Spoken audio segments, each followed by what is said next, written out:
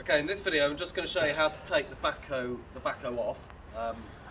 So the first thing to do is to just start the machine up. Get the machine going. Put your seat down. Now what we need to do is lock the slew arm in the centre so it's safe for us to take it on and off. So we'll just put the feet down, just lightly, and using this pin here, should go in that hole. You can stand out the way, just move the lever a tiny bit, and that'll mean that the slew arm is now safe, so you can't accidentally spin it around and hit yourself while you're doing it. So the things you need to do is we need to basically take this pin out both sides by resting the legs on the floor and the bucket on the floor.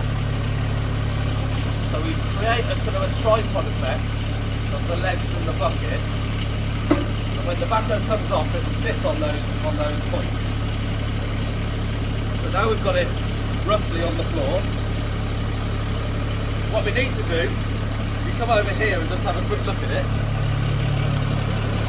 on this machine, the linkage, which would normally fit onto these arms, has got a little stowage position on here.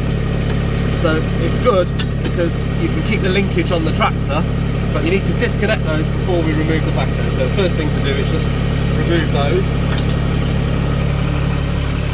And then what we've got to do is find a position. You can see at the moment that pin is quite stiff. If we go up and down with the legs a tiny bit, normally find a position where the pin goes loose. So take that pin out. The same on the other side. Now on this side the pin is tight again.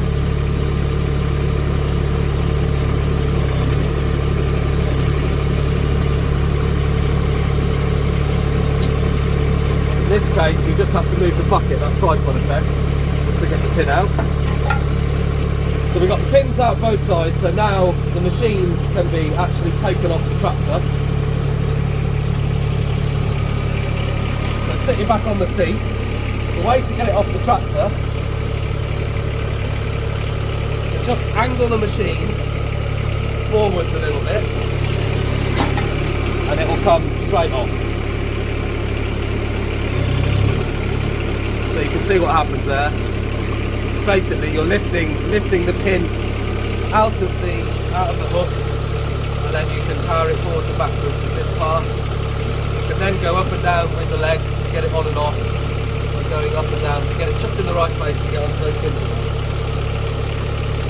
So if we leave it approximately there,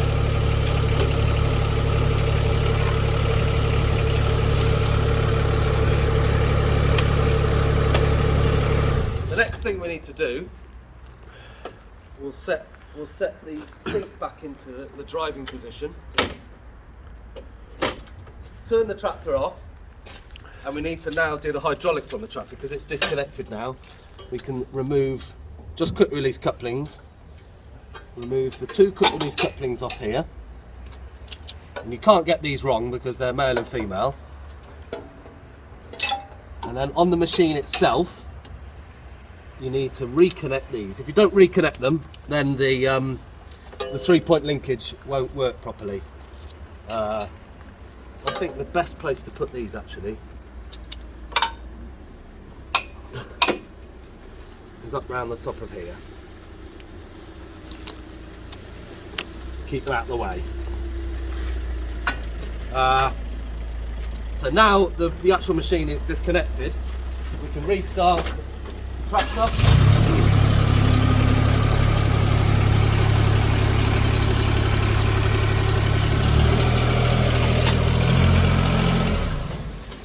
Drive forwards out of the way.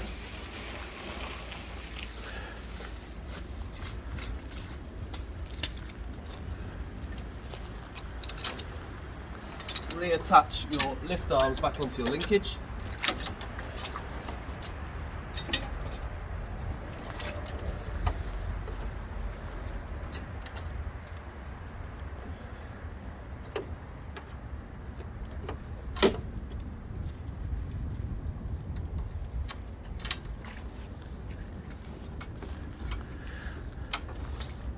and then reattach your top link.